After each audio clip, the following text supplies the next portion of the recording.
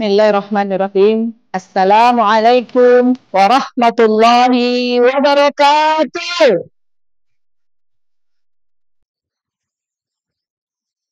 Syiar Majelis Taklim Ramadan, kendari aman, nyaman, dan bahagia. Kendari aman, nyaman, dan bahagia. BKMT Maju Jaya. Baik, terima kasih ibu-ibu semangatnya. Alhamdulillah, alhamdulillahirabbil alamin, wassalatu wassalamu ala asrafil anbiya'i wal mursalin sayyidina Muhammadin wa ala alihi washabbihi ajmain. Pemirsa Sultra TV di mana saja Anda berada, jumpa lagi dengan saya Widya Yamin di acara Syiar Majelis Taklim Ramadan di penanggalan 1445 Hijriah atau tahun 2024 Masehi. Bersama kami di sini ada Ustadz kita yang insya Allah sebentar akan beri kita kajian terkait tema Nuzulul Quran. Kita sapa-sapa dulu Pak Ustadz. Assalamualaikum Ustadz. Assalamualaikum warahmatullahi wabarakatuh. Baik, alhamdulillah. Ustadz kita tidak asing lagi ya, Bapak Ustadz Dr. Daniel Idrus LC MTHI. Dan di studio kita bersama-sama Ibu dari BKMT Kecamatan Kambuh dan BKMT Kecamatan Mandonga. Apa kabar semua ibu-ibu? Alhamdulillah sehat. Mudah-mudahan lancar semua puasanya. Baik pemirsa, mari kita sama-sama mendengarkan kajian pada hari ini yang bertemakan Nuzulul Quran. Pada Ustadz kami silahkan. Ya, terima kasih. Bismillahirrahmanirrahim. Assalamualaikum warahmatullahi wabarakatuh. Waalaikumsalam warahmatullahi wabarakatuh. Alhamdulillahi rabbil alamin. Alladzi 'allamana bil qalam, 'allamal insana ma lam ya'lam.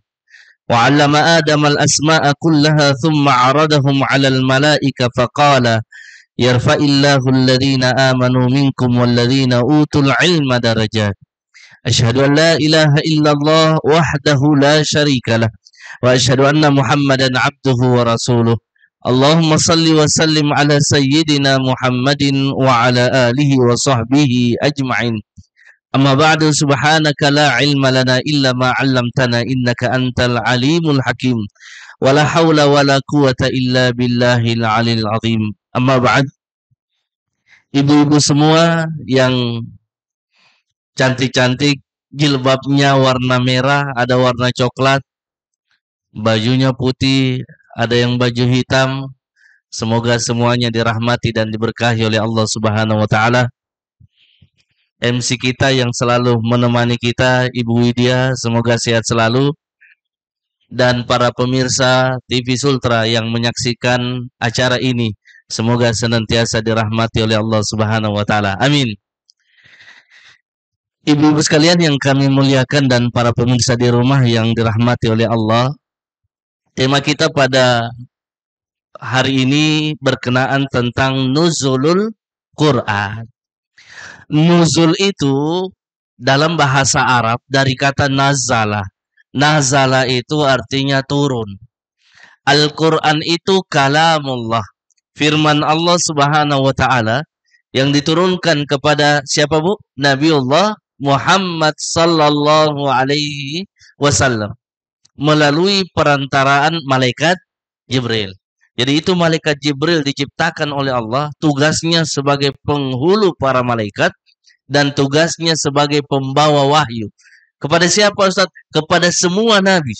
Sejak zaman Nabi Adam alaihissalam sampai zaman Nabiullah Muhammad sallallahu alaihi wasallam. Kitab yang diturunkan oleh Allah di muka bumi ini ada 4. Dan ada juga yang disebut dengan suhuf. Ada kitab dan ada suhuf. 104 jumlah kitab dan suhuf yang diturunkan. Allah menurunkan suhuf, namanya suhuf, kepada Nabiullah Syidh alaihissalam, 50 suhuf. Dalam kitab Al-Jami' li Ahkamil Quran Imam Al-Qurtubi. Yang kedua, Allah menurunkan suhuf kepada Nabi Ahnuk, namanya Nabi Idris, 30 suhuf. Allah turunkan kepada Nabi Ibrahim 10 suhuf. Dan Allah turunkan kepada Nabi Musa 10 suhuf. Makanya dalam Al-Quran, suhufi Ibrahim Wa wa Musa. Musa. Ada suhufnya Nabi Ibrahim, ada suhufnya Musa. Allah menurunkan 4 kitab. Kitab Taurat diturunkan kepada Nabi Musa alaihissalam. Kitab Zabur diturunkan kepada Nabi Daud alaihissalam. Kitab Injil diturunkan kepada Nabi Isa alaihissalam. Dan kitab Al-Quran diturunkan kepada Nabi Muhammad sallallahu alaihi wasallam. Kalau kitab Taurat diturunkan ketika Nabi Musa naik ke Bukit Tursina, 40 hari 40 malam dia berada di Bukit Tursina. Sebutkan dalam Al-Quran 30 ditambah 10, maka turun kitab Taurat 1 kali sekaligus. Sekaligus, iya. Jadi dia bawa kitab Taurat turun ke umatnya, kalau ada masalah langsung buka di kitab Taurat. Kitab Nabi Daud, kitab Zabur diturunkan juga sekaligus, langsung dia bawa kepada umatnya. Ini kitabnya.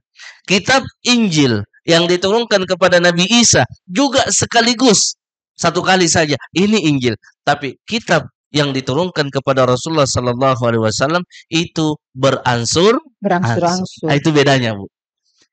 Kapan turun Al-Quran? Disebutkan di dalam Al-Quran. A'udzu billahi minasyaitonir rajim.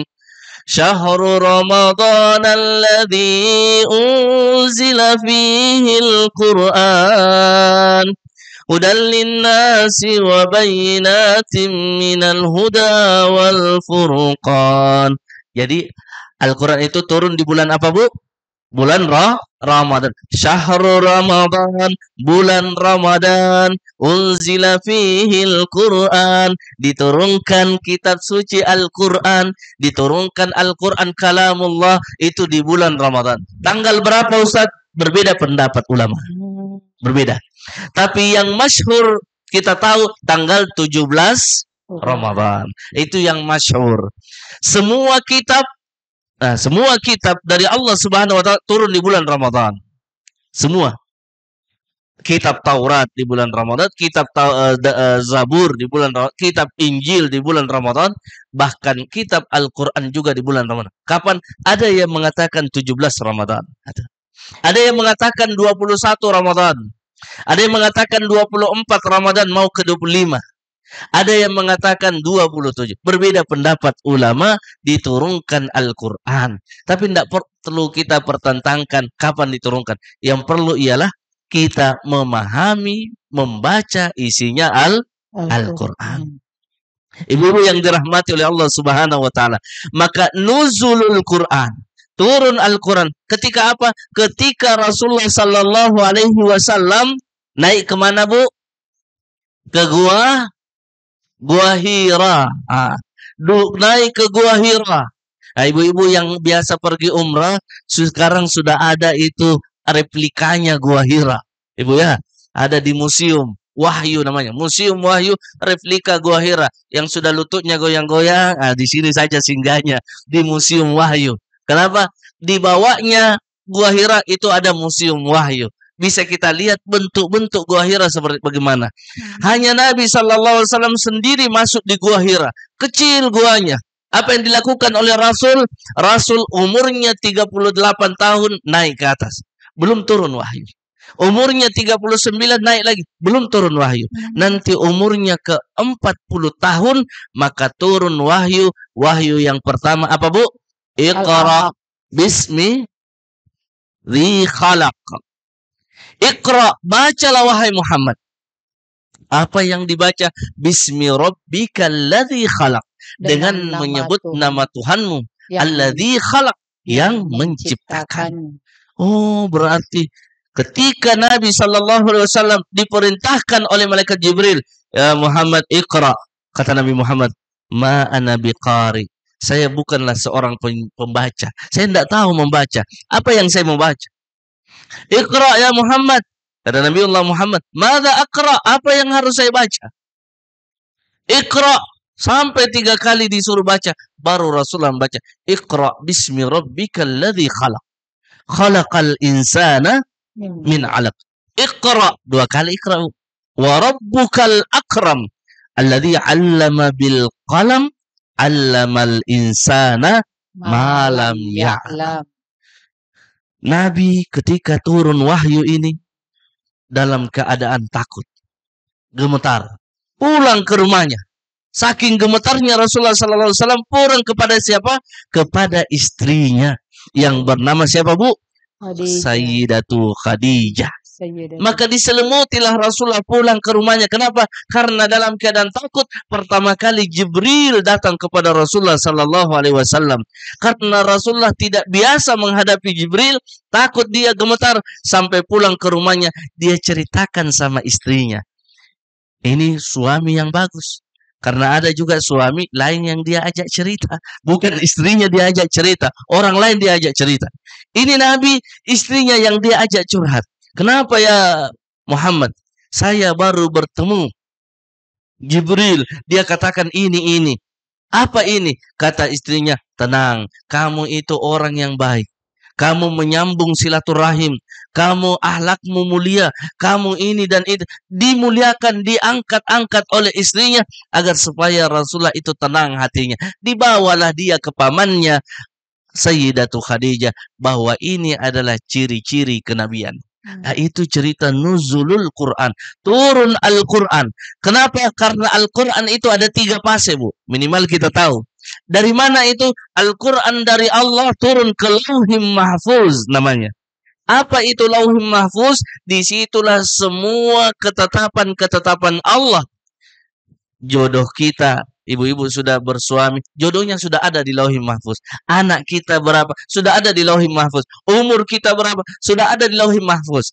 Dari Lauhim Mahfuz secara sekaligus. Itulah disebutkan dalam Al-Quran. Bismillahirrahmanirrahim. Inna anzalnahu fi lailatul qadr. Wa ma kama lailatul qadr. Lailatul qadri khairum min alfi syahr. Itu. Sesungguhnya kami menurunkannya di malam Lailatul Qadar. Diturunkan kemana dia? Kata ulama tafsir dalam kitab Al-Ijkan fi Ulumil Quran, diturunkan ke Lauhim Mahfuz secara sekaligus. Makanya dalam Al-Quran itu, Bu, ada diturunkan menggunakan kata anzala, ada yang menggunakan kata nazzala. Itu berbeda. Kalau anzala itu sekaligus dia turun. Kalau tanzil dia beransur-ansur turunnya kepada Rasulullah sallallahu alaihi wasallam. Nah, supaya kita paling tidak tahu. Dari Lauhim Mahfuz turun ke Baitus Sama namanya. Baitus Sama itu langit dunia. Langit dunia. Kita tidak tahu bagaimana bentuknya langit dunia. Yang jelas belum ada yang bisa sampai ke langit yang pertama. Nah, itu saja. Ustaz, itu naik pesawat sampai ke bulan. Iya, belum sampai ke langit pertama. Sampai ke bulan saja. Saya kira sudah, Ustaz. Belum sampai ke langit pertama. Belum ada yang bisa sampai ke langit pertama. Sampai langit pertama, ini dalam penelitiannya Profesor Dr. Kiai Haji Bahauddin. Makhluk yang paling cepat itu kan cahaya. Nah, cahaya itu jutaan tahun baru bisa sampai di langit pertama. Itu baru langit pertama. Kata Profesor Dr. Kiai Haji Bahauddin. Nah, dari Lauhim Mahfuz turun ke Baitus Sama. Dari Baitus Sama langit dunia, Baitul Izzah turun kepada Rasulullah sallallahu alaihi wasallam beransur-ansur. Selama berapa lama, Bu? 22 tahun, 2 bulan, 22 hari. Tapi disimpulkan oleh para ulama menjadi 23 tahun. Di mana Nabi sallallahu alaihi wasallam di fase Mekah, kemudian di fase Madinah. Maka Rasulullah sallallahu alaihi wasallam ketika turun Iqra, apa yang saya baca? Disitulah permulaan kenabian Nabi. Kenabian Rasulullah. Di umur berapa Nabi, Bu? 40. 40. Ustaz, kenapa umurnya 40 tahun? Kata ulama, umur 40 tahun itu umur yang matang seorang anak manusia. Jadi kalau ada orang umurnya sudah 41 tahun, lewat 40, masih malas pergi ke masjid, ditakutkan dia meninggal dalam keadaan tidak ke masjid. Itu kata ulama. Kenapa? Umur 40 ini umur yang matang. Kalau kita buka-buka, Bu, dalam Al-Quran itu, angka 40 itu angka yang luar biasa. Tapi ini bukan untuk angka togel, bukan. Yang sampai 40 ini bisa masuk angka togel, tidak. Coba kita lihat. Nabi Musa 40 hari. Nabi Musa. Ada hadis Nabi pergi melaksanakan sholat di Madinah. Sholat apa namanya? Arba'in. 40 juga. 40.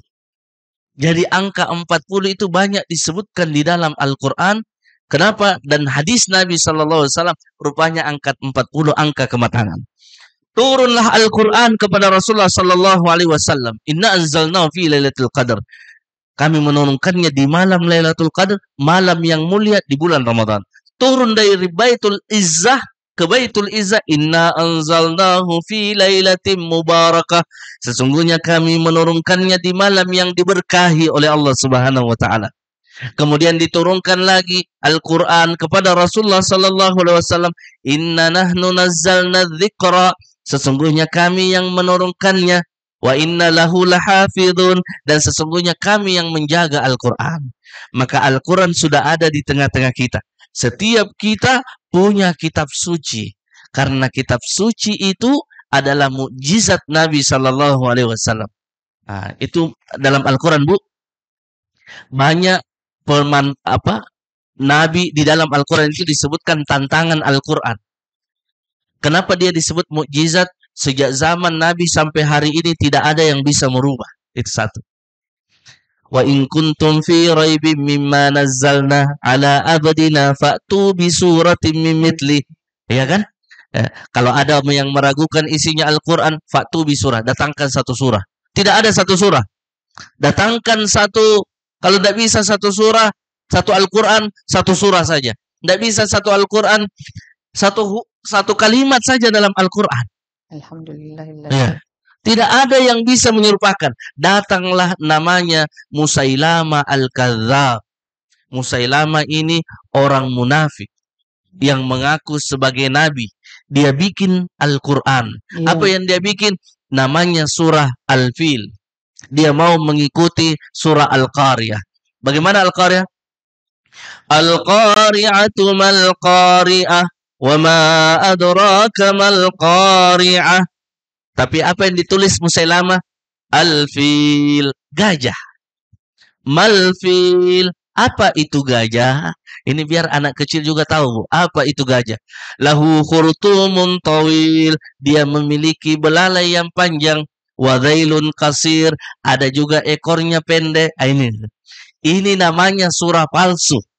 Kalau ada di dalam Al-Quran, surah yang bacaannya begini, ini dibikin oleh Musailama Al-Kadzdzab. Nabi palsu yang diperangi oleh Abu Bakar As-Siddiq gara-gara dia ingin membuat semisal Al-Quran. Tidak bisa dibuat. Kenapa? Allah sudah berfirman, kami yang menurunkannya dan kami yang menjaganya. Ya. Kalau begitu bagaimana caranya Allah menjaga?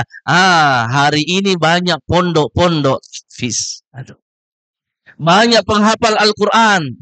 Ibu-ibu yang punya anak 5. Ibu. Jadikan 1 atau 2 penghafal Al-Quran. Itu, Bu. Ustaz, anakku sekarang sudah tidak ada penghafal Al-Quran. Jadikan cucu tak penghafal Al-Quran. Ustaz, anakku 5, tapi 3 orang laki-laki. Jadikan 1 Pak Imam. Jadikan 1 Pak Imam. Supaya dia mengimami kita.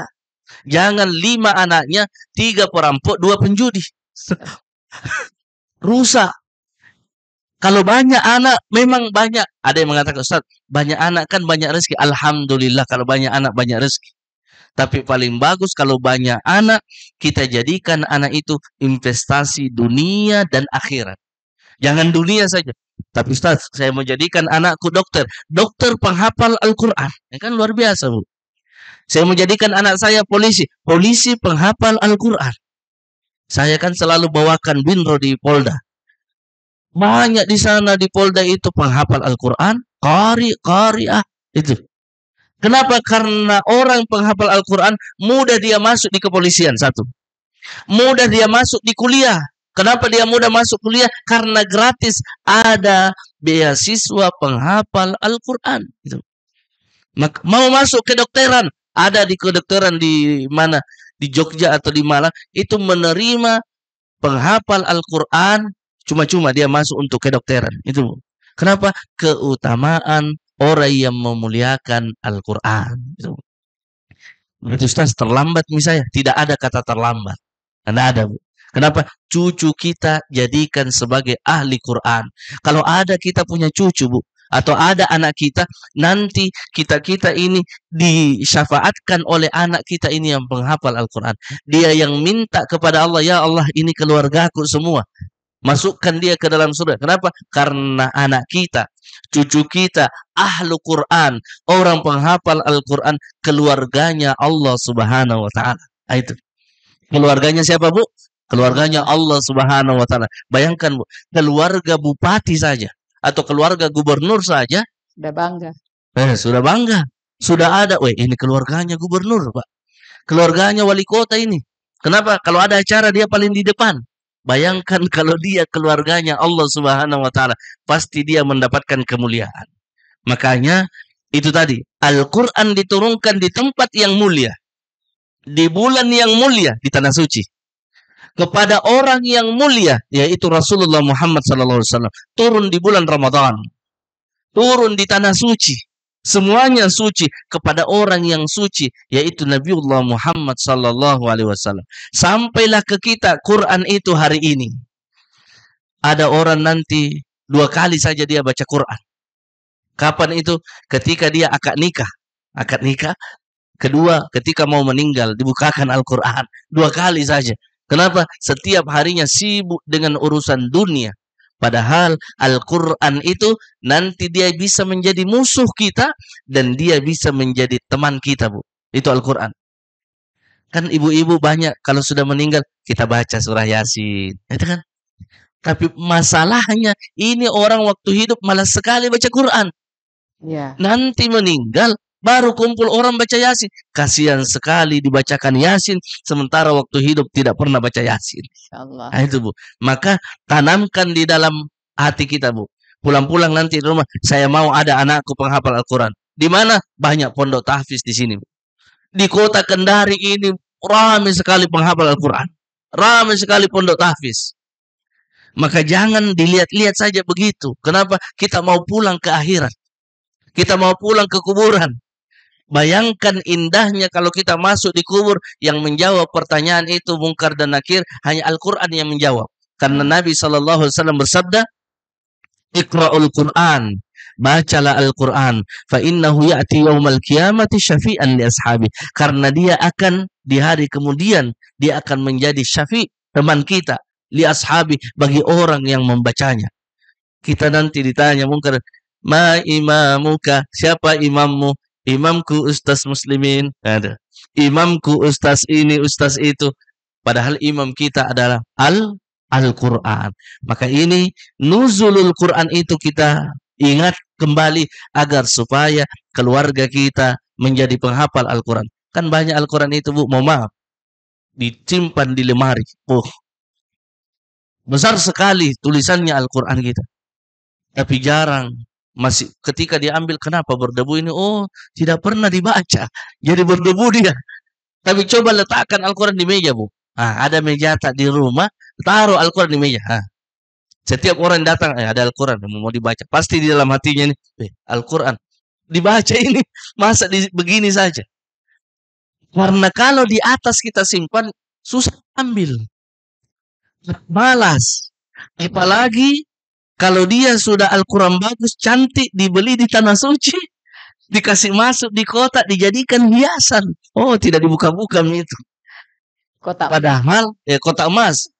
Padahal ini fungsinya untuk dibaca. Iya. Karena orang yang membacanya, maka sesungguhnya dia menjaga Al-Quran. Kalau kita membaca Al-Quran itu untuk kita amalkan isinya. Ya, ini sekedar pendahuluan dari nuzulul Quran. Baik, Ustaz. Ya. Syiar Majelis Taklim Ramadan, nyaman dan bahagia. Kendari aman, nyaman dan bahagia. BKMT Maju Jaya.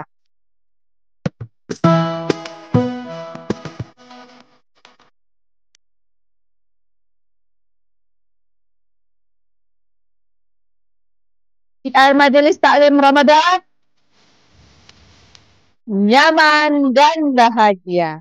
Kendari aman, nyaman dan bahagia. BKMT Maju Jaya. Ya, pertanyaan dari ibu-ibu, silahkan berdiri dan sebut nama. Dari sebelah kanan, ya, yang di depan, satu. Sebelah kiri, kita kasih dulu orang tua kita, Ibu Haja Mutiara. Nanti berikutnya, saya kasih kesempatan lagi satu sini, satu sebelah kanan saya. Baik, Ibu silakan berdiri, sebut asal BKMT kecamatan dari mana. Bismillahirrahmanirrahim. Assalamualaikum warahmatullahi wabarakatuh. Waalaikumsalam warahmatullahi wabarakatuh. Dari BKMT Kecamatan Kambu, ya. Nama Ibu Dalla. Terima kasih atas kesempatan yang diberikan. Pertanyaan saya terkait dengan bagaimana hukum orang yang membaca Al-Quran, bahkan sudah menghafal ayat-ayat Al-Quran, tetapi isinya itu tidak dijalankan. Ya, contoh di Quran surah An-Nur ayat 31 terkait dengan menutup kepala, dan Al-Ahzab ayat 59 terkait dengan bajunya, pakaiannya. Ya, bagaimana hukumnya? Terima kasih. Assalamualaikum warahmatullahi wabarakatuh. Waalaikumsalam warahmatullahi wabarakatuh. Baik, terima kasih pertanyaannya sesuai tema. Selanjutnya Ibu Haji, silakan berdiri. Pertanyaan satu orang satu ya, supaya memberi kesempatan kepada yang lain. Iya. Sesuai tema. Ya. Bismillahirrahmanirrahim. Assalamualaikum warahmatullahi wabarakatuh. Waalaikumsalam warahmatullahi wabarakatuh. Pak Ustaz yang kami muliakan, pertanyaan saya Quran surah Wal Muhsanat ayat 40 yang artinya sungguh Allah tidak akan menzalimi seseorang walaupun sebiji zarah. Namun masih sering kita mendengarkan dari seseorang bahwa kalau dia ditimpa keburukan atau musibah atau kegagalan dalam suatu pekerjaan, dia selalu katakan ini qadarullah. Mohon pencerahan Pak Ustaz. Terima kasih. Wassalamualaikum warahmatullahi wabarakatuh. Waalaikumsalam warahmatullahi wabarakatuh. Saya langsung teringat firman Allah di surat Al-Baqarah, la yukallifullahu nafsan. Itu Ustaz? Iya. Allah tidak akan beri beban kepada kamu yang tidak sanggup kamu pikul. Untuk lebih jelasnya mari kita dengarkan jawaban dari Pak Ustaz. Saya jawab dulu ya. Ya. Yang pertama, bagaimana hukumnya orang yang menghafal Al-Quran, dia kuasai ilmu-ilmu Al-Quran, tapi dia tidak mengamalkan isinya. Ini disebutkan di dalam Al-Quran, kabura maqtan 'indallah an taqulu ma la taf'alun. Dia selalu baca, dia selalu sebut, tapi dia tidak mengamalkan, maka kabura maqtan, celaka orang yang seperti ini. Yang dia tahu hukumnya, maaf tadi disebutkan hukumnya tentang menutup aurat, sementara dia tidak tutup auratnya. Bahkan rambut itu tidak sah salatnya orang yang kelihatan rambutnya perempuan, kelihatan rambutnya. Kalau dia rasa kelihatan rambutnya, dia tidak tutup-tutup itu tidak sah salatnya. Tapi kalau dia tidak rasa, tidak tahu, itu tidak mengapa. Tapi kalau dia tahu, ada juga itu, mohon maaf. Nanti di sini tidak ada. Ibu-ibu sudah dari tanah suci berkali-kali, tapi songkonya itu begini, ada rambutnya begini sedikit. Rambut modern apa? Songkok modern ada. Ya, mohon maaf saya sampaikan memang supaya didengar juga. Kasihan jauh-jauh. Coba lihat orang di tanah suci. Orang tertutup semua. Dia pakai songkok, kelihatan rambutnya begini. Cipok-cipok. Iya. Nah, ya, yang model itu yang ada rambut-rambutnya itu sedikit. Nah, ini. Innalillahi wa inna ilaihi raji'un. Artinya apa? Nah, ini bagus pertanyaannya. Betapa banyak orang menghafal Al-Quran, tapi dia tidak mengamalkan isinya. Nanti rugi dia. Atau dia melenceng dari isinya Al-Quran. Melenceng dari isinya Al-Quran. Padahal dia penghafal Al-Quran.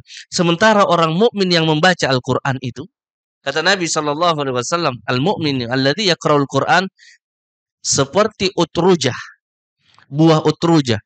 Utrujah itu rihuha tayyibun wa ta'muha tayyibun. Dia dari jauh sudah harum wangi.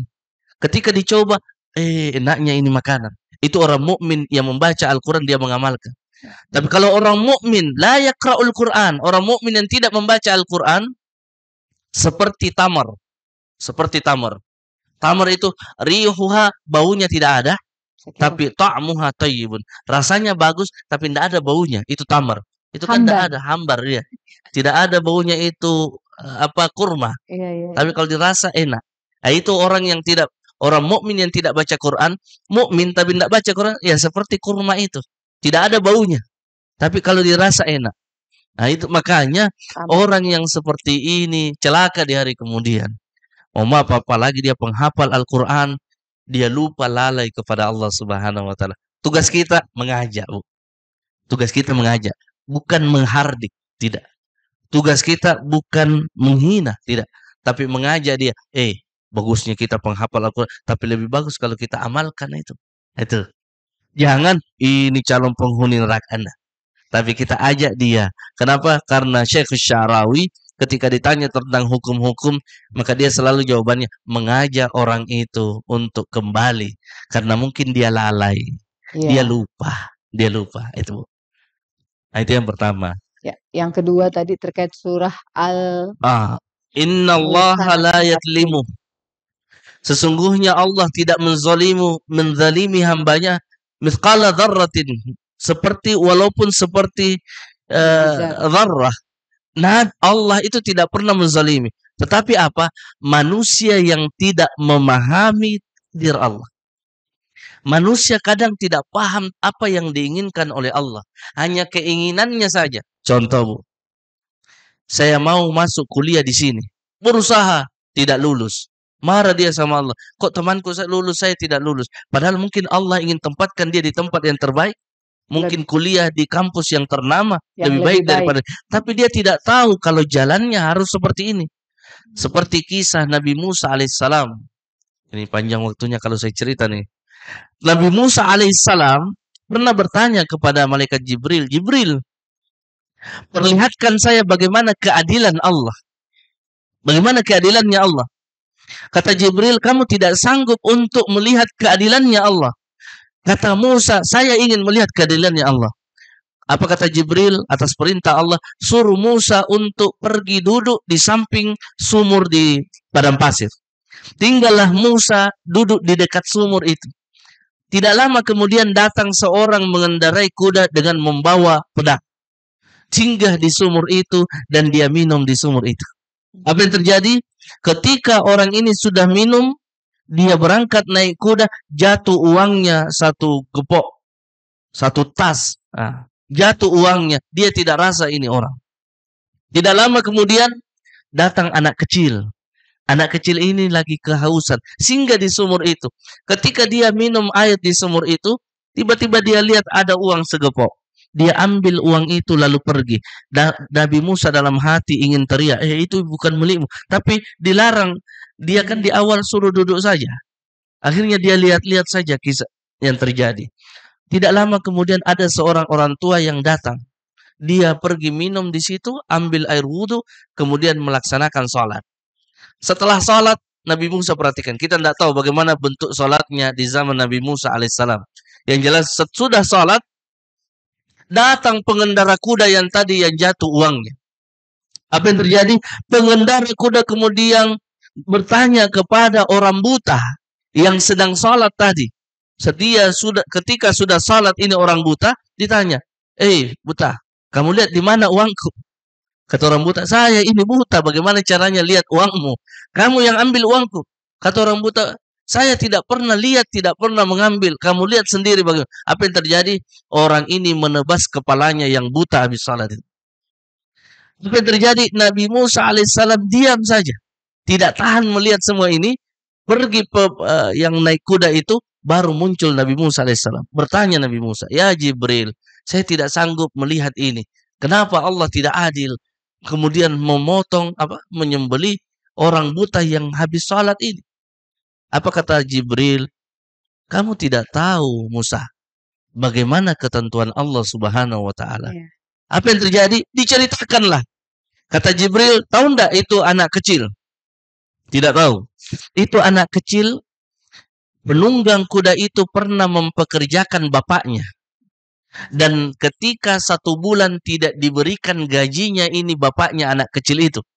Meninggal itu bapaknya anak kecil tidak pernah dikasih gajinya 1 bulan. Dan uang 1 gepok itu adalah uang seharga gajinya bapaknya. Maka anak kecil itu mengambil uang 1 gepok karena 1 gepok itu memang jumlahnya sama dengan gajinya bapaknya. Dan kamu tahu enggak itu Musa yang buta tadi? Kata Musa, saya tidak tahu. Orang buta itulah yang membunuh bapaknya anak kecil ini. Karena dia membunuh bapaknya anak kecil ini, maka dia mendapatkan yang sama. Dia dibunuh oleh orang yang penunggang kuda ini. Dalam perjalanan hidup ini, Bu, sebagai pelajaran, kita tidak tahu perjalanan qadar Allah, ketentuan Allah. Kita menjalani saja. Tetapi Allah tidak pernah menzalimi kita. Karena kita tidak tahu apa di balik semua itu yang lebih baik. Hari ini kita dapat suami kita seperti ini. Syukuri itu. Karena itu yang terbaik. Ya. Jangan sampai, kenapa suamiku begini? Orang suaminya enggak. Apa yang kita miliki, Alhamdulillah. Anak kita kenapa begini? Syukuri. Tapi kita mencari kebaikan dengan bersyukur itu. Jangan biarkan dia begitu. Misalnya, anak saya kenapa Ustaz nakal? Tidak nakal. Nanti besar itu menjadi orang baik. Artinya, ketentuan itu kita tidak tahu. Hari ini dia seperti ini, besok kita tidak tahu dia akan menjadi apa, dan kedepannya menjadi lebih baik. Allah tidak pernah menzolimi hambanya. Nah, itu. Syiar Majelis Taklim Ramadan, kendari aman, nyaman, dan bahagia. Kendari aman, nyaman, dan bahagia. BKMT Maju Jaya.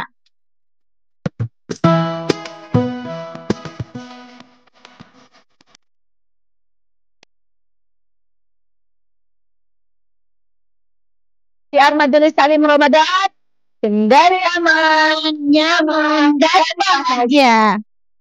Kendari aman, nyaman, dan bahagia. BKMT Maju Jaya. Baik, Ibu-ibu. Saya persilakan yang jilbab merah dulu. Oke, 1. Sebelah kanan. 1 pertanyaan. Oh, tidak ada yang kanan, berarti yang kiri semua. 1 di depan. Silahkan berdiri, Bu, yang di depan. Ya. Iya. Nanti Ibu setelah Ibu berdiri, Ibu lagi berdiri ya, biar dilihat. Terima kasih. Bismillahirrahmanirrahim. Assalamualaikum warahmatullahi wabarakatuh. Waalaikumsalam warahmatullahi wabarakatuh. Pak Ustadz, saya ingin menanyakan perihal surat yang pertama diturunkan, yaitu surat Al-Alaq. Ada kata di sini yang pertama itu kan Iqra bismi rabbikal ladzi khalaq. Yang ingin saya tanyakan, apakah saat surat itu turun, malaikat Jibril itu membawa sebuah teks sehingga Nabi Muhammad disuruh membacakan? Itu yang terselip di hati saya selama ini. Apakah Ada konsep. ada semacam naskah ya, Iya, yang harus dibacakan oleh Nabi Muhammad SAW? Al-Alaq ya. Itu salah, itu saja Pak Ustadz. Terima kasih. Wassalamualaikum warahmatullahi wabarakatuh. Waalaikumsalam warahmatullahi wabarakatuh. Selanjutnya penanya kedua, silakan berdiri, sebut asal BKMT kecamatan. Bismillahirrahmanirrahim. Assalamualaikum warahmatullahi wabarakatuh. Waalaikumsalam warahmatullahi wabarakatuh. Saya dari BKMT Kecamatan Mandunga, Pak Ustaz. Iya, Bu. Iya. Tadi Pak Ustaz sudah menjelaskan Iya. bahwa Injil, Zabur, dan Taurat itu diturunkan satu suhuf. Sedangkan kepada Rasulullah Nabi kita yang mulia, Muhammad Sallallahu Alaihi Wasallam, dia diberikan kitab Al-Quran itu secara berangsur-angsur. Ya. Pertanyaan saya Pak Ustaz, mengapa harus beda? Ada perbedaan Pak Ustaz? Kenapa berangsur-angsur? Ya, kenapa berangsur-angsur? Sementara yang lain satu kali, Ya, begitu ya, Bu ya? betul. Oke, Betul, Bu. baik, kasih. Demikian pertanyaan saya Pak Ustaz. Assalamualaikum warahmatullahi wabarakatuh. Waalaikumsalam warahmatullahi wabarakatuh. Ya, Ustadz silakan dijawab. Yang pertama, Al-Alaq itu memangnya waktu Jibril bawa ada konsep sehingga Nabiullah Muhammad SAW disuruh baca dan dia katakan saya tidak tahu. Iya. Ya. Yang pertama, Iqra, bacalah. Ibu-ibu saya mau tanya, anak-anak yang mengaji Sampai Iqra berapa biasanya? 6. Sampai Iqra 6. Ya. Iqra 1, 2 sampai Iqra 6. Profesor Dr. Nasaruddin Umar itu mengatakan Iqra itu ada 4. Iqra itu ada 4. Kalau kajian tentang Iqra. Apakah ketika itu Iqra bacalah ada teks Muhammad baca ini Iqra? Bukan, Bu. Iqra yang dimaksud di situ luas.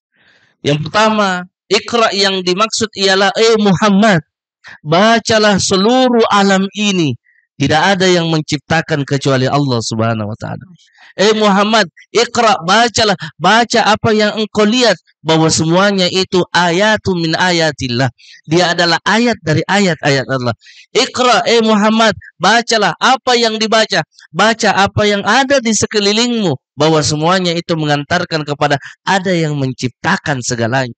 Iqra, bacalah, bukan hanya membaca kitab, membaca buku, tidak. Tapi membaca segala yang bisa kita baca. Karena membaca itu tidak hanya dengan kita membaca buku. Alam ini, lautan, langit, bintang-bintang, semuanya kita bisa membacanya. Bahkan ibu duduk, modelnya begini, itu kita bisa baca. Iya, bisa dibaca. Maka Iqra ketika itu maknanya banyak. Iqra, kata Profesor Dr. Nasaruddin Umar, yang pertama adalah watch. Apa yang dibaca? Apa yang kamu baca? Yang kedua, how, bagaimana kamu membaca? Yang ketiga, apa hakikat yang kamu baca? Apa hakikatnya itu? Contoh, sholat. Kita lihat orang sholat, kita lihat gerakan-gerakan. Itu satu. Penglihatan kita melihat dia gerak-gerak. Tidak lama kemudian kita dengar bacaannya. Oh, ada juga bacaannya. Itukah yang dimaksud dengan sholat? Oh, rupanya ada yang lain. Apa itu? Ada tumak ninanya. Oh, itu sholat. Oh, rupanya ada yang lain. Ketika dia sholat, kita tanya, apa yang kamu ingat di dalam sholat? Oh, mengingat Allah. Ini disebut dengan hakikat daripada sholat. Jadi membaca itu tidak hanya melihat. Kalau hanya melihat itu baru Iqra pertama.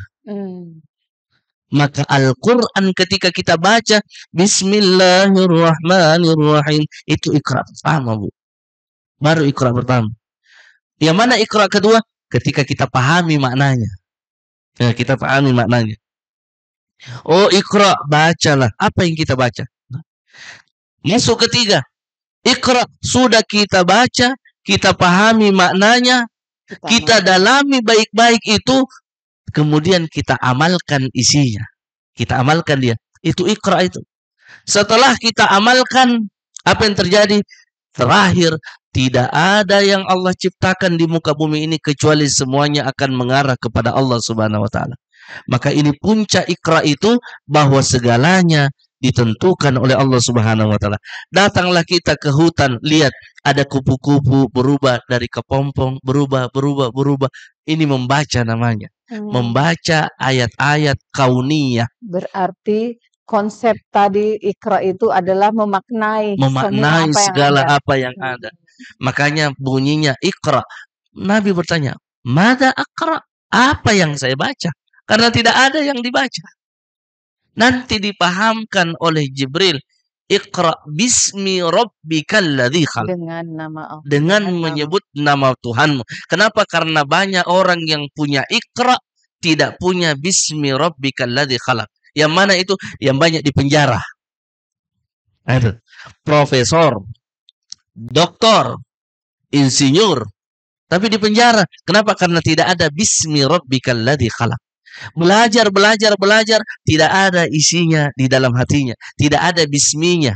Tidak ada nama Allah di dalamnya. Spiritual quiz. Tidak ada spiritualnya. Yang ada ininya. Hanya intelektualnya saja. Wawasannya saja luas. Banyak dia bicara. Tapi ini tidak ada. Itulah yang penuhi penjara. Karena ini luas. Tapi tidak ada spiritualnya. Tidak ada nama Tuhan di dalamnya. Sehingga ilmunya dia pakai untuk bermain. Ilmunya dia pakai untuk bermaksiat. Egonya saja. Ilmunya dia pakai untuk keinginan nafsunya saja. Sementara tidak diatur oleh spiritualnya. yaitu di dalam hati. Itu makna ikra sebenarnya. Iya, Ustadz. Bagus, Bu, ya. Gimana? Keren tidak, Bu? Bagus ya? Baik. Mudah-mudahan bisa dipahami. Kemudian yang kedua dari Ibu dari Kecamatan Kambu. Ibu siapa nama tadi, Bu? Mandonga Siti Haliati. Kenapa dari keempat Quran, kenapa hanya Quran saja yang dari keempat kitab hanya Quran saja yang berangsur-angsur? Iya, bagus. Itu ditanyakan juga oleh orang kafir. Oh, Orang kafir bertanya tentang itu. Kenapa Al-Quran itu turun beransur-ansur, sementara kitab-kitab yang lain tidak? Yang pertama, kata ulama, diturunkan secara beransur-ansur untuk memudahkan hafalan. ya. Nabi memudah hafal. Coba bayangkan ibu-ibu kalau saya kasih semuanya ini hafal. Tidak bisa, setengah mati. Tapi coba hari ini saya kasih 1 ayat. Besok saya kasih 1 ayat. Beransur-ansur. Maka itu untuk memudahkan yang pertama. Yang kedua, untuk meneguhkan hatinya Nabi. Bahwa ada fase yang terjadi sehingga turun ayat. Contoh. Ada ibu-ibu datang kepada Nabi. Kepada Aisyah. Bertanya tentang apa? Tentang haid. Orang Yahudi itu, Bu. Orang Yahudi. Di zaman Nabi kalau haid istrinya, dia usir, tidak boleh tinggal di rumah. Itu orang Yahudi.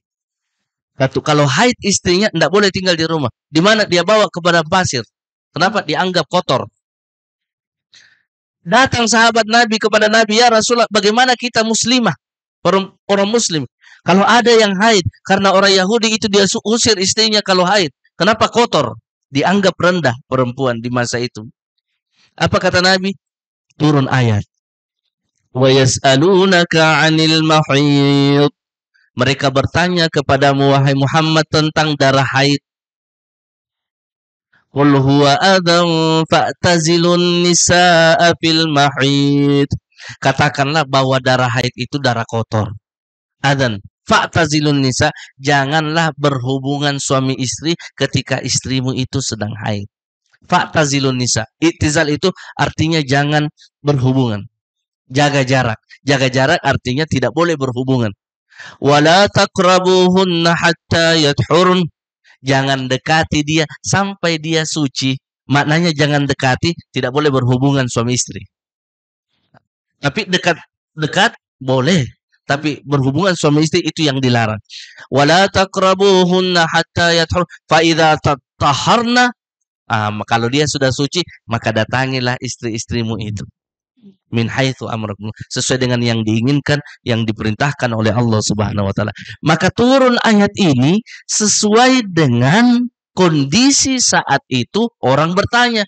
Jadi ada momen meneguhkan bahwa ada ayat ini turun. Kisahnya tentang ini, asbabnya tentang ini. Dia turun karena perempuan bertanya tentang darah haid. Berarti kalau darah haid bukan berarti kotor itu istri kemudian disuruh pergi. Tidak boleh dekat-dekat laki-laki. Tidak. Bukan itu yang dimaksud. Ini contoh. Jadi yang kedua, meneguhkan hati Nabi SAW. Yang ketiga, syariat itu memang turun untuk supaya kita memahami bahwa Allah tidak melarang secara sekaligus. Itu balok, pongasi, bir bintang dan lain sebagainya. Itu tidak langsung dilarang, tidak. Fasenya 4 kali tahapan baru dia dilarang. Ada sahabat Nabi, dia salat sambil mabuk. Maksud salat dia sambil mabuk. Turun ayat. La taqrabus salata wa antum sukara. Jangan dekati salat sementara kamu sedang mabuk. Iya. Itu kan ayat itu. Artinya masih boleh dia minum. Tapi jangan minum waktu mau sholat. Minum silahkan. Belum dilarang sholat khamar itu. Nanti tahapan keempat baru dia dilarang oleh Allah Subhanahu wa taala. Jadi syariat itu beransur-ansur, tidak langsung melarang. Makanya ini juga konsep dakwah. Kalau ada orang yang melenceng, jangan langsung tapi pelan-pelan dimasuki, pelan-pelan diberitahu. Kalau dia langsung kaget, nanti memberontak. Sama dengan anak kita. ketika langsung dia memberontak, tapi pelan-pelan kita beritahu.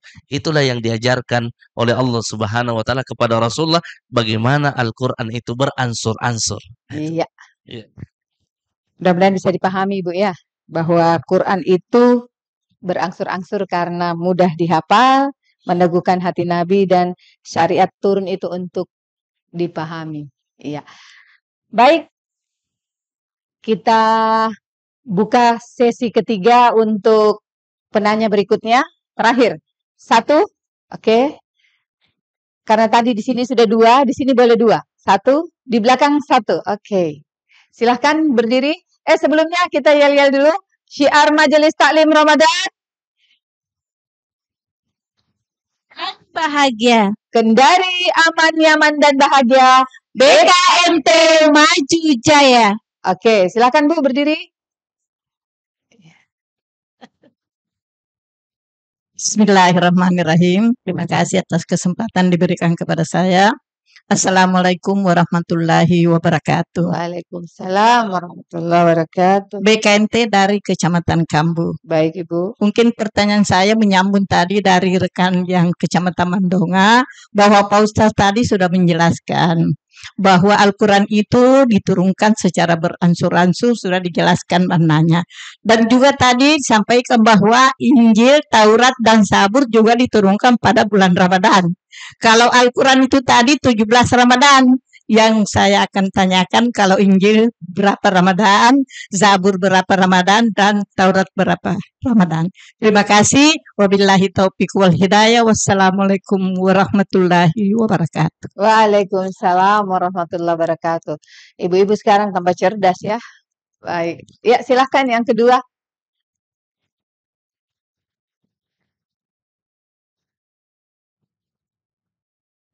Assalamualaikum warahmatullahi wabarakatuh. Waalaikumsalam warahmatullahi wabarakatuh. Nama saya Ibu Naimah, kami dari Kecamatan Kambu. Pak Ustadz, yang saya mau tanyakan mengenai mengaji. Ini ada Mengaji. membaca Al-Quran.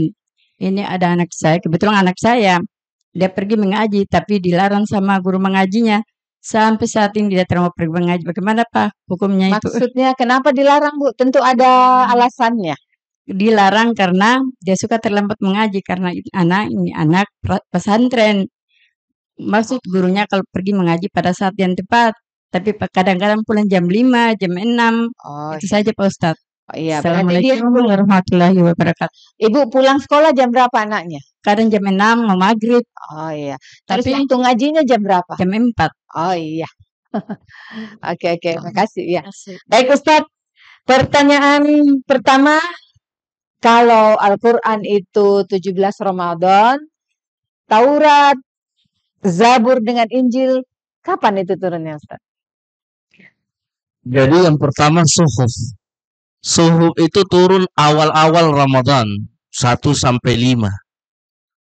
Kemudian dalam satu kitab dijelaskan turunnya kitab Taurat itu pada tanggal 6 Ramadan. 6 Ramadan. Kemudian turunnya Injil itu pada tanggal 13 Ramadan. 13 Ramadan. Ada juga yang mengatakan kitab Zabur itu pada 9 Ramadan. Ini berbeda pendapat ulama. Kemudian Al-Quran menurut Aisyah radhiyallahu anha turun pada tanggal 24 Ramadan. Itu menurut Aisyah. Berbeda dengan ulama yang lain. Ulama yang lain mengatakan 17 Ramadan. Jadi berbeda-beda pendapat. Itu dalam satu kitab dijelaskan. Walaupun terjadi perbedaan pendapat ulama, tapi intinya bahwa semuanya diturunkan Di bulan Ramadan. Iya. Insyaallah. Itu. Berarti memang Ramadan ini bulan yang seperti dikatakan surat Al-Fajr. Iya. Jadi memang Bulan bulan mulia. suci, bulan mulia. Iya. Karena semua kitab-kitab suci ya turun di bulan Diturunkan. Ramadan. Termasuk Untuk suhuf. Suhufi Ibrahim wa Musa ya bulan Ramadan. Itu. Suhuf. Ya. Iya. Suhuf itu apa Ustaz? Suhuf itu lembaran-lembaran. Jadi suhuf itu hanya lembaran-lembaran. Suhuf itu jamak dari kata sahifah. Sahifah itu satu lembar. Suhuf itu banyak lembaran. Suhuf ya. Iya, lembaran. Disebut dia lembaran-lembaran karena Allah turunkan kepada Nabi Ibrahim. Itu 50. lembaran-lembaran saja. Lembaran Ah. 10. Ada yang diturunkan 50, ada yang diturunkan 30, ada yang 10. Jumlahnya semuanya dengan kitab 104. Dalam kitab Al-Jami'u li Ahkamil Quran, Tafsir Al-Qurtubi. Iya. Selama ini kan yang kita pahami ya cuma Taurat, Zabur, Injil dan Al-Quran. Walaupun selalu kita baca dalam Al-Quran Suhufi Ibrahim wa Musa, tapi belum ada yang menjelaskan ada berapa suhuf itu. Ya, Itu dalam kitab tafsir dijelaskan suhuf-suhuf itu. Ya. Insya Allah. Ya. Baik, yang kedua Ustaz, ini anak dilarang mengaji sama gurunya karena Iya. memang sudah tidak mungkin jam 4 dia mengaji, jam 6 baru pulang sekolah, jam 5 pulang sekolah. Akhirnya kalau dia datang mengaji, Ustaz disuruh pulang saja. Akhirnya tidak pernah datang mengaji. Karena memang pulangnya dari sekolah Sudah sore. sudah sore. Iya. Berarti pindah saja guru ngaji. Pindah guru mengaji solusinya. Iya.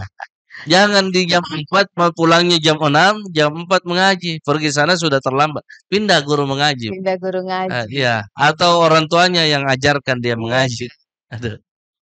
Kalau kita dulu Ustaz, kalau masuk siang kita sekolah, berarti pagi kita mengaji. Iya. Kalau kita masuk pagi siang kita mengaji. Iya. Tapi kalau kita ada lagi kegiatan malam sampai sore, habis maghrib kita mengaji lagi. Iya. Ya, kalau dulu, enggak tahu kalau anak sekarang. Ya, yang terpenting kita bawa anak kita untuk mengaji, Bu. Iya. Iya. Kalau kita tidak bisa kita ajar anak kita arahkan kepada guru yang bisa mengajar dia dengan baik. Iya, Iya. baik. Ustaz, dari semua pertanyaan mungkin bisa kita simpulkan tema kita pada hari ini terkait nuzulul Quran, kesimpulannya Ustaz. Kesimpulannya yang pertama, nuzulul Quran, diturunkan Al-Quran bukan untuk dibaca saja. Walaupun Quran dari kata sebagian ulama qiraah, bacaan, membaca. Tetapi bukan untuk dibaca saja, tetapi untuk dipahami dan untuk diamalkan. Bagaimana caranya Ustaz untuk mengamalkan isinya Al-Quran? Caranya jangan terlambat ikuti majelis taklim BKMT. Nah, itu. Nah, itu caranya, Bu. Karena di BKMT diajarkan. Pak Ustadz, Pak Kiai membaca Al-Quran dan dia jelaskan isinya. Tinggal kita bertanya apa masalah kita. Itu intinya. Jadi Al-Quran diturunkan bukan untuk dibaca saja. Bukan untuk dihafal saja. Betul seperti tadi disampaikan oleh Ibu. Bukan untuk dihafal saja. Tetapi untuk dipahami dan diamalkan. Ketika kita memahami dan mengamalkan, itulah hakikat daripada Al-Quran. Karena Al-Quran bagaimana caranya menjadi petunjuk kalau kita tidak pahami petunjuk itu dan kita tidak amalkan petunjuk itu. Sama dengan orang yang sudah beli AC, dia tidak baca petunjuknya, rusak AC-nya. Karena dia tidak tahu bagaimana cara gunakan itu.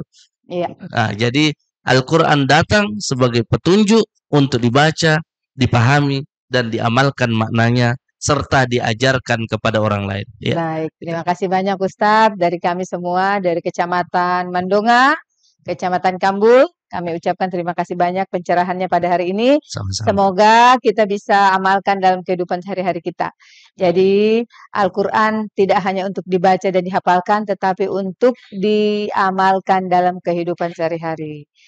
Baik ibu-ibu, terima kasih atas kedatangannya. Hati-hati di jalan ketika pulang. Selamat berbuka puasa semuanya, baik yang di rumah maupun yang ada di studio. Sebelumnya, mari kita sama-sama baca doa kafaratul majelis. Bismillahirrahmanirrahim. Subhanakallahumma wa bihamdik. Asyhadu an la ilaha illa anta. Astaghfiruka wa atubu ilaik. Billahi taufiq wal hidayah. Wassalamualaikum warahmatullahi wabarakatuh. Waalaikumsalam warahmatullahi wabarakatuh. Syiar Majelis Taklim Ramadan, kendari aman, nyaman, dan bahagia. Kendari aman, nyaman, dan bahagia. BKMT Maju Jaya. Baik ibu-ibu, terima kasih. Sebelumnya mari kita sama-sama bersolawat Nariyah atau kita baca doa hitmil Quran Ustadz kayak tadi. Ya, nanti Ustadz yang pimpin. Silakan Ustadz. Pertama kita baca Bismillahirrahmanirrahim. Allahumma arhamna bil Qur'an waj'alhu lana imaman wa nuran wa hudan wa rahmah. Allahumma dhakkirna minhu ma nasina minhu ma jahilna warzuqna tilawatahu